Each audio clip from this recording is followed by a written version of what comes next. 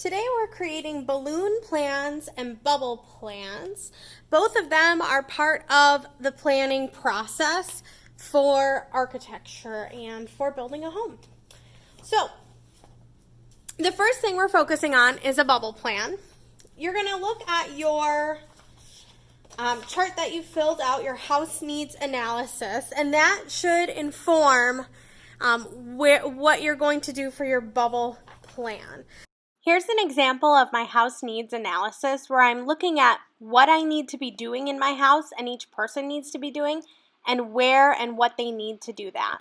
Here, you're going to put in kind of the overall shape of your house. I was kind of inspired by this floor plan in general.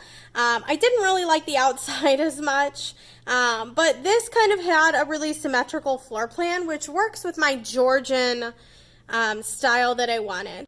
Here's an example of the Georgian style with its key characteristics. And I knew that we wanted a big entryway. I knew that we wanted a dining room and a kitchen. We wanted them to be kind of open to each other. So this doesn't have everything I'm looking for, but it was kind of a good basis to see like, okay, so this is a rectangular floor plan with a garage off of it.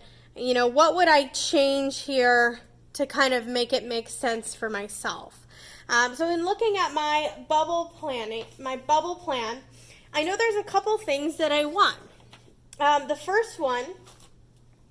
first set is I do want upstairs laundry. So this is different from the house that I had.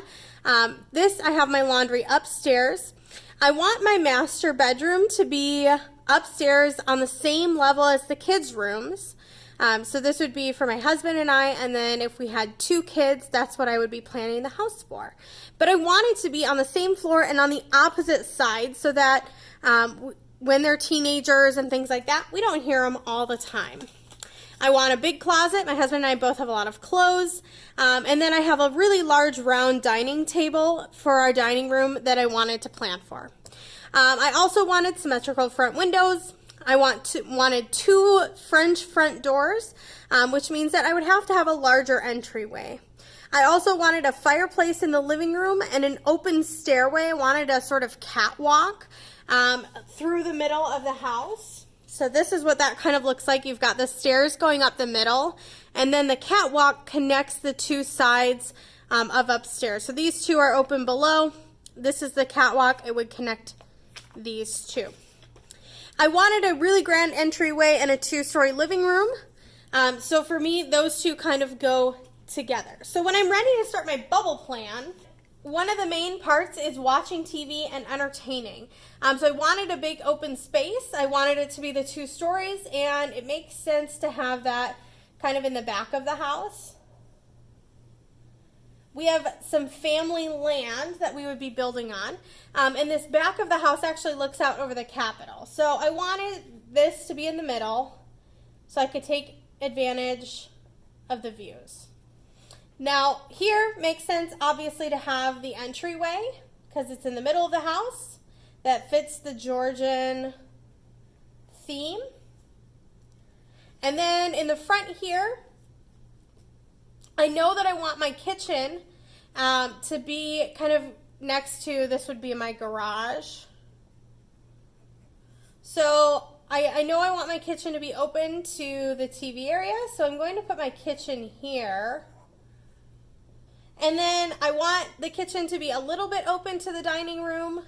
So I'm going to actually have eating area here.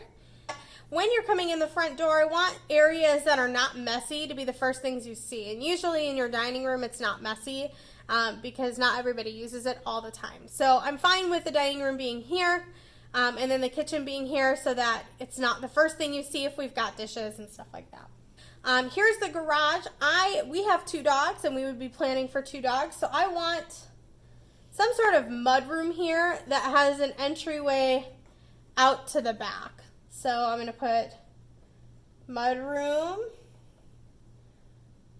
/ pets for my Shiva and Poppy. The garage, we wanted it to have 3 parking spaces so that my husband and I could both park our cars. This would be a hallway here, kind of connecting all of these spaces. Now, in order to get upstairs, I do need 2 sets of stairs. If you have a basement or multiple levels, your stairs all need to be in the same place on each floor. It makes sense for the entryway. You're kind of walking in and then you can see kind of that grand staircase. And then I'd also have them here. So I'm just kind of setting up these zones inside my overall plan.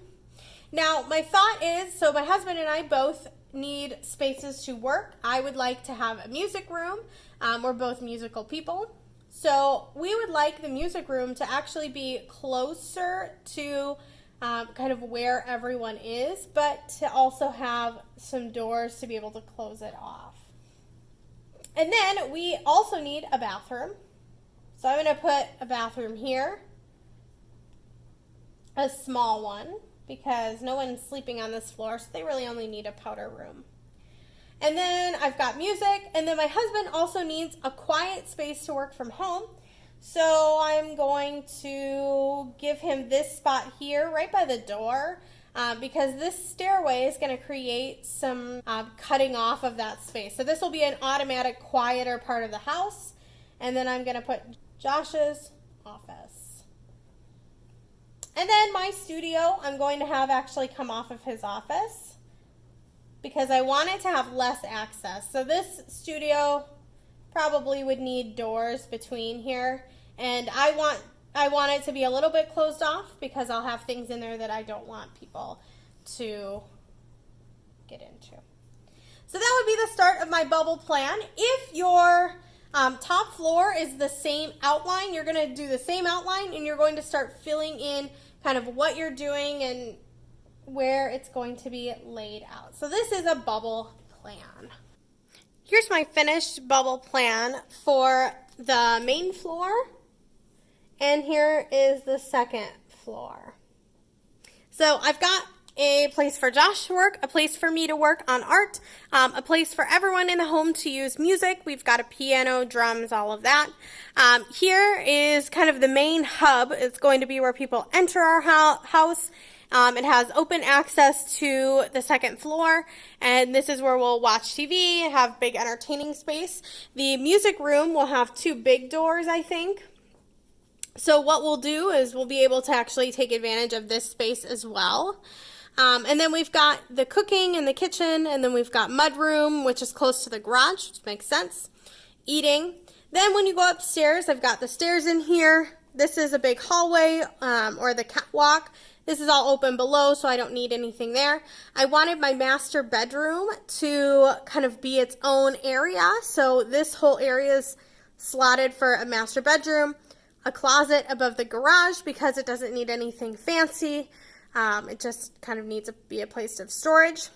I've got a bathroom here, and then I had room for laundry as well so that everyone upstairs could do their laundry. Then I've got our sleeping bedroom, a bathroom in the middle, and then that kind of takes care of everybody in the house. Here are some extra directions if you want to pause it and take a look at them.